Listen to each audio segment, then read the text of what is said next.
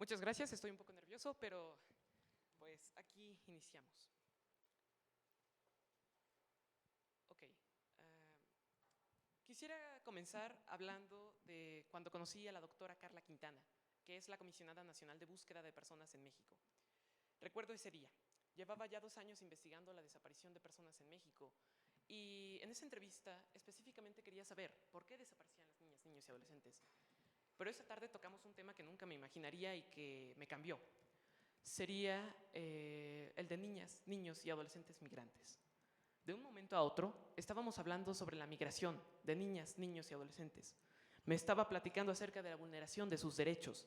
Me estaba platicando de lo difícil que es realizar las denuncias para los familiares de migrantes desaparecidos. Me estaba hablando de la cantidad de los migrantes desaparecidos en México. Me estaba hablando de las redes de tratantes de personas y lo expuestos que están las niñas, niños y adolescentes migrantes a estas. Me estaba hablando de las autoridades coludidas y todo lo que sucedía en ese entonces.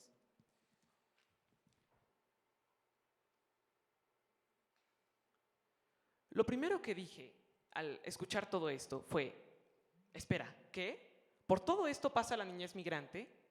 ¿Por qué casi nadie habla al respecto? ¿Por qué nunca había escuchado de ello? ¿Por qué los noticieros no dan cápsulas diarias? ¿Por qué la sociedad no se indigna? ¿Quién los protege? ¿Quién protege a este grupo? ¿Por qué sería difícil para los familiares de los migrantes desaparecidos buscar a sus hijos e hijas? No entendía por qué sucedía todo esto, tantas preguntas y ninguna respuesta, así que decidí investigar. Primero, revisé algunas leyes nacionales e internacionales, entrevisté a especialistas en materia de migración, hablé con distintas organizaciones, busqué informes y solicité información del Instituto Nacional de Transparencia y Acceso a la Información y Protección de Datos Personales, el INAI.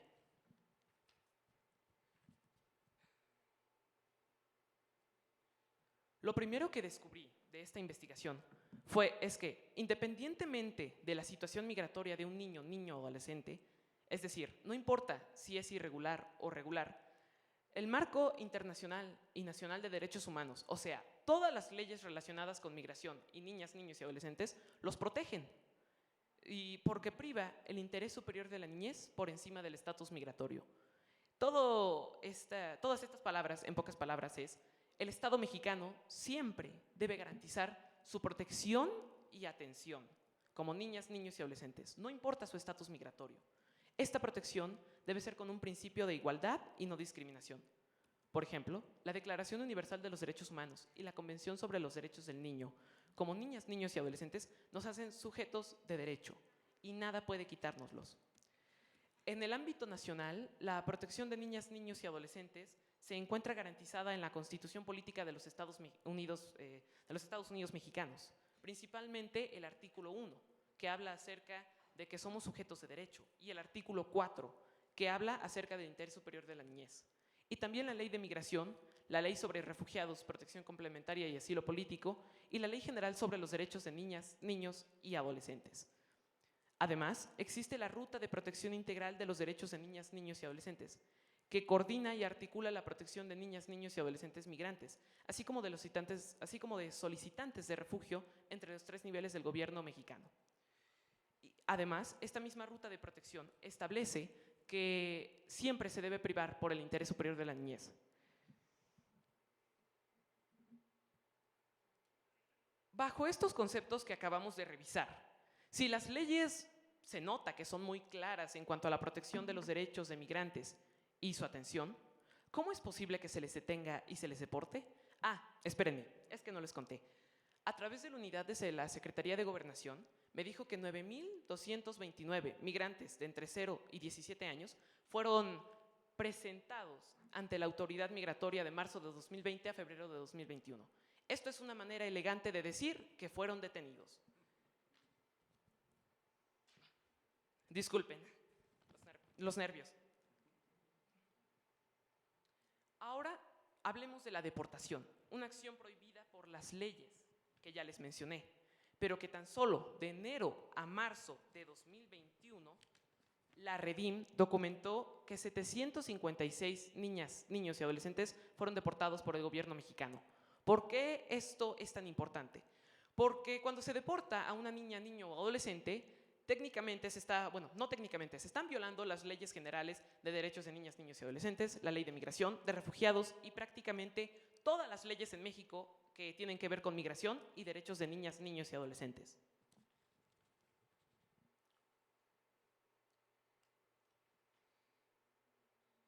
Ok, ya checamos todas estas leyes nacionales e internacionales.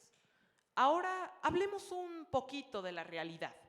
La niñez migrante se enfrenta a pobreza, deficiencias en su supervivencia, falta de acceso a la educación, a la salud, su seguridad está constantemente amenazada, pueden ser reclutados de forma forzosa en la delincuencia organizada, pueden ser víctimas de trata de personas, de desaparición, etc.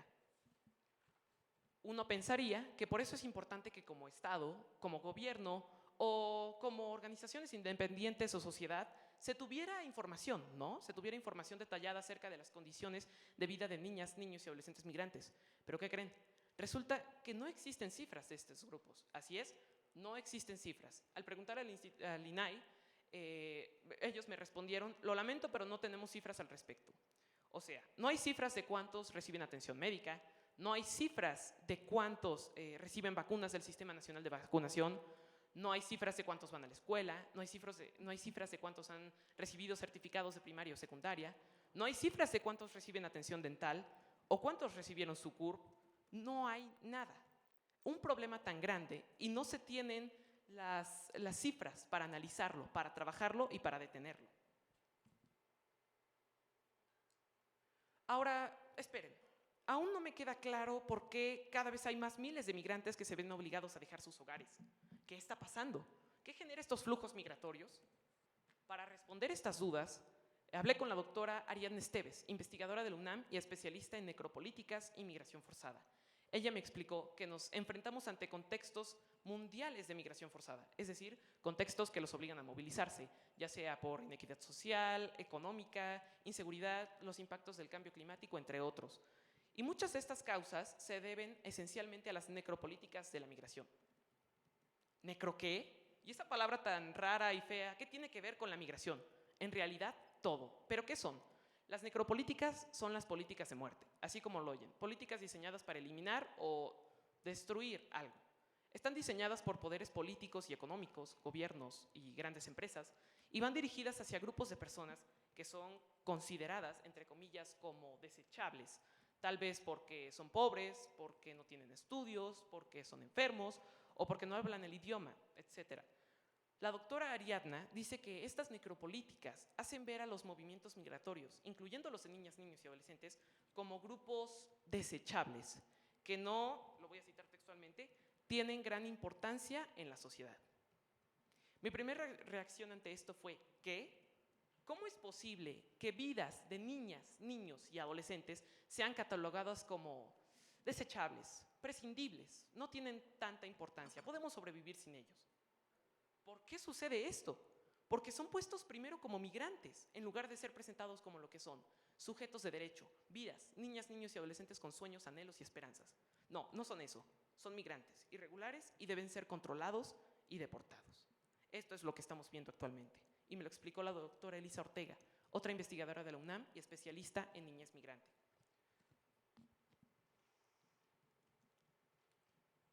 Ahora, ¿por qué ocurre esto? ¿Qué genera estas necropolíticas? Bueno, esto sucede, según la doctora Elisa, por la falla en el discurso de los derechos humanos. Ella menciona que estos derechos humanos o leyes son solo un discurso, es decir, no pasan del papel la mayoría de las veces. Y también debido al concepto de ciudadanía, porque piénsenlo, cuando somos ciudadanos gozamos de todos, bueno, o al menos eso se supone, los derechos que el Estado nos proporciona. Pero si somos migrantes, irregulares, en un país que no es el nuestro, en los papeles sí tenemos los mismos derechos, pero no accedemos a ellos tan fácilmente. No tenemos en realidad estos derechos en la vida real. En las leyes sí, pero no podemos acceder a ellos. Esto es terrible.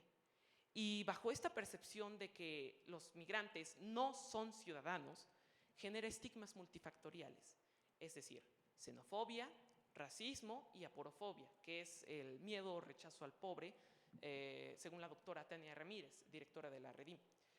Esta mezcla de prejuicios hacia las poblaciones en movilidad, este desconocimiento de leyes y tratados internacionales por parte de la sociedad, estos ataques hacia las niñas, niños y adolescentes por ser migrantes y por ser menores de edad, hace que todas las acciones o medidas que buscan proteger a las niñas, niños y adolescentes migrantes fracasen, porque no se están aplicando de manera correcta. Y aquí tengo las pruebas, por así decirlo. Por ejemplo, la Comisión Nacional de Derechos Humanos, a través de la Unidad de Acceso a la Información y Transparencia, me informó que 1.394 migrantes interpusieron una queja del 20 de marzo de 2020 al 20 de marzo de 2021. Del total de estas quejas presentadas, 194 correspondían a niños migrantes y 164 a niñas migrantes. Es decir, no están respetando sus derechos. ¿Y qué pasa con las niñas, niños y adolescentes migrantes desaparecidos? Bueno, pues hasta el 1 de febrero de 2021, la Comisión Nacional de Búsqueda reconocía que había 316 niñas, niños y adolescentes migrantes desaparecidos. Pero hay que considerar el subregistro, o sea, las personas que nos denuncian. Sí, puede haber 316 denuncias, pero puede haber otras 300 personas desaparecidas, pero que no han sido denunciadas. Respecto a la prevención y la protección de niñas, niños y adolescentes migrantes desaparecidos, hay algunos avances. Por ejemplo, la Ley General en materia de desaparición forzada de personas, desaparición cometida por particulares y del Sistema Nacional de Búsqueda de Personas, sí, es un nombrezote, establece que no importa el estatus migratorio de una persona, si desapareció por ley debe de ser buscada. Y también el protocolo homologado de búsqueda de personas desaparecidas y no localizadas señala la importancia de hacer búsquedas diferenciadas en el caso de niñas, niños y adolescentes inmigrantes.